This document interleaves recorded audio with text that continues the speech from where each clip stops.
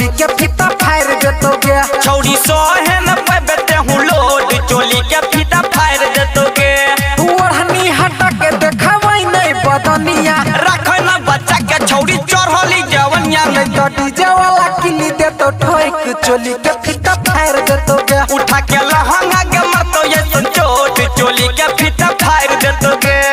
DJ Sumit Satish फाड़ देतोगे। रेमा फाड़ देतोगे।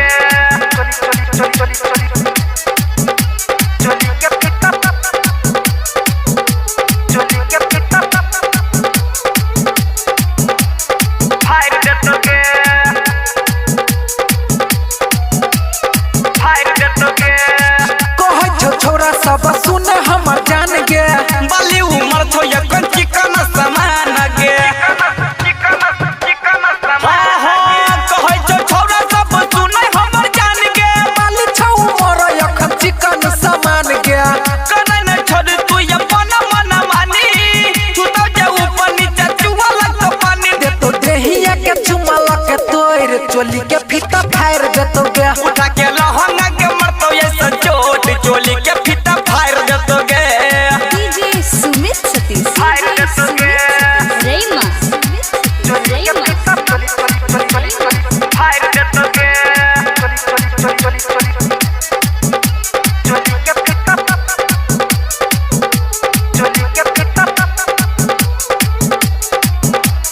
फाड़ देतोगे। फाड़ देतोगे। मनुआ पंकज के रखे छ ध्यान गे कृष्णा कन्हैया के देखाबै छ घुमान गे। कृष्णा कन्हैया के देखाबै छ घुमान गे। मनुआ पंकज के रखे छ ध्यान गे। राम कुमार के देखाबै छ घुमान गे।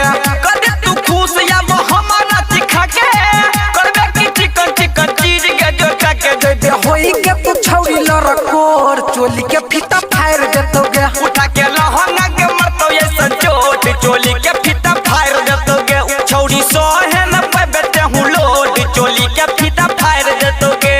ओढ़नी हटा के देखावई नहीं बदनिया रख न बच्चा के छौड़ी चढ़ली जवनिया नहीं तो डीजे वाला किली दे तो ठोक चोली के फीता फाड़ देतोगे।